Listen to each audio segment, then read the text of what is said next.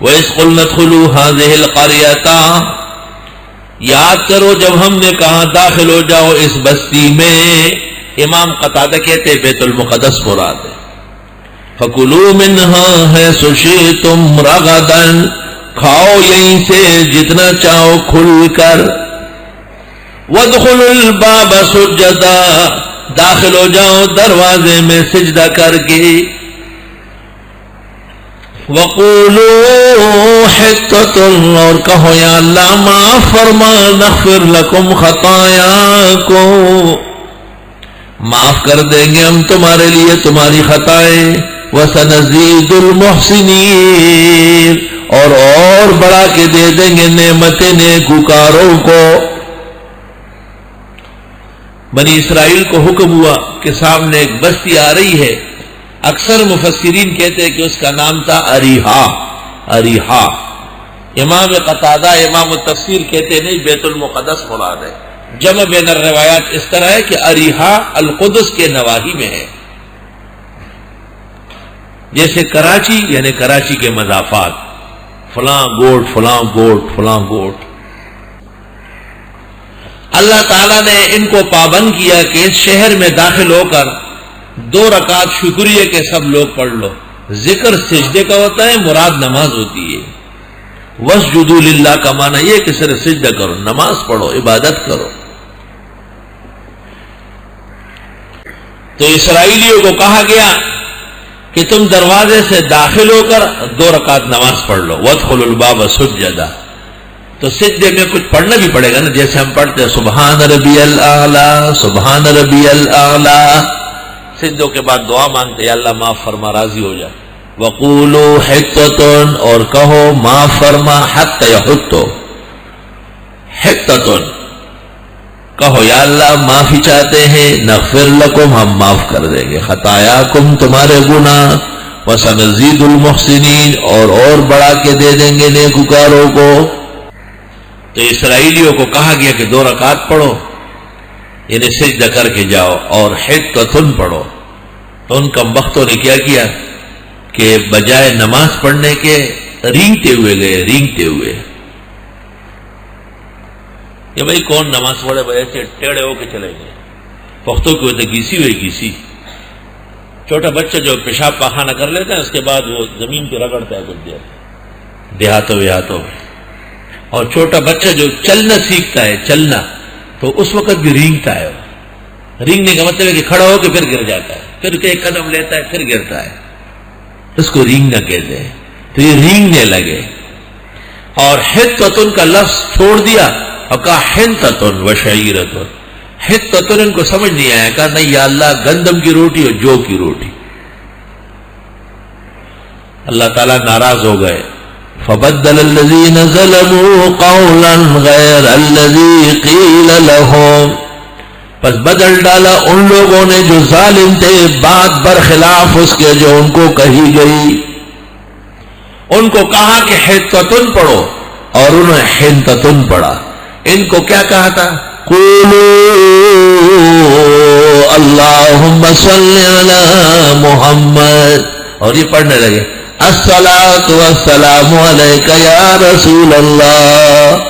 فبدل الذین ظلموا قولا غیر الذی قیل لهم، ان کو کیا کہا ہے کہ درود ابراہیم نماز میں کھڑے ہو کر یا بیٹھ کر ہے، اور یہ کھڑے ہو کے پڑھتے ہیں فبدل الذین ظلموا قولا غیر الذی قیل لهم، اور نماز میں شریعت نے جو درود مقرر کیا اپنا اپنا پڑھنا ہے، آہستہ پڑھنا ہے، اور یہ آواز میں آواز گلنار بیگم امیر خانم کی طرف ملا کر اور پڑھتے ہیں فبدل الذین ظلموا قولا غیر الذی قیل لهم۔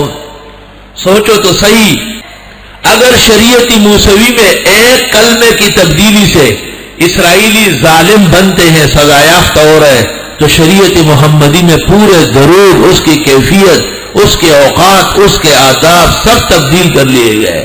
تو ظالم نہیں ہے، ظالم بٹا ظالم ہے۔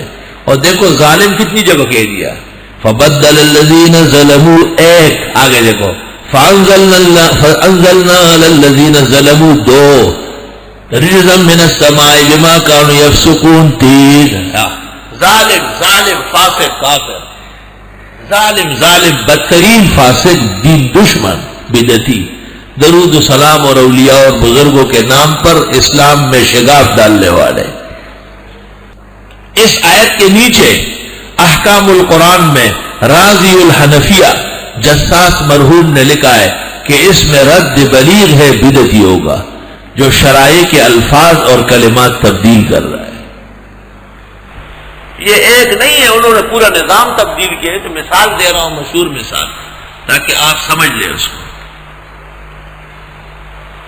شریعت نے کہا ہے جب چاہو ایصال ثواب کر سکتے ہو. انہوں نے جمعرات 10واں 20واں 6 نمبر تھی فبدل الذین ظلموا قولا غیر الذی قیل لهم. شریعت مقدسہ نے یہ پابندی نہیں لگائی کہ ایصال ثواب کے لیے کھانا سامنے ہو. فبدل الذین ظلموا قولا غیر الذی قیل لهم. وہ بس تبدیل کر دیا ان لوگوں نے جو ظالم تھے. معاشرے کا بدترین ظالم کون ہوتا ہے؟ بدعتی. اور قرآن کہتے ہیں ان الشرک لظلم عظیم. تو انجام کے طور پر مشرک اور بدعتی ایک ہے. تو انما المشرکون نجس کا ترجمہ بے شک بدعتی لعنتی ہے، بالکل درست ترجمہ ہے، لیکن سمجھنا پڑے گا آپ. بخاری شریف کتاب الحوض، صحیح مسلم کتاب الشفاعت میں 2 آدمی مذکور ہیں جن کی شفاعت نہیں ہوگی، ایک مشرک اور ایک بدعتی.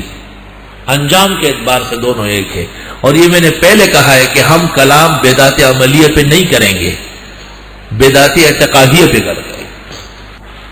ابن العربی مالکی اور ابن العربی جساس حنفی دونوں نے اس جگہ لکھا ہے کہ اس آیت کریمہ میں رد ہے بدعت کا جو توقیف میں اور سماع میں اور دینی کلمات میں تبدیلیاں کرتے ہیں. فَأَنزَلْنَا عَلَى الَّذِينَ ظَلَمُوا، پس ہم نے اتارا ان لوگوں پر جو ظالم تھے، رجزا من السماء، عذاب آسمان سے، بما كانوا يفسقون، بسبب اس کے کہ وہ شریعت کی حدیں توڑتے تھے. یہ ترجمہ اس لیے تاکہ آپ کو بات یاد رہے کہ فاسق کے معنی المتجاوز عن الحد الشرعی. الحد الشرعی هي سنت رسول اللہ صلی اللہ علیہ وسلم والتجاوز علیہا هي الابتداء. تو دین نام ہے اتباع کا اور بدعتی کرتا ہے ابتداء. مفسرین نے لکھا ہے کہ ان پر حیضہ مسلط ہوا اور پتہ نہیں کتنے ہزار، بعضوں نے 70,000 تک کا ہے حیضے سے مردار ہو گئے.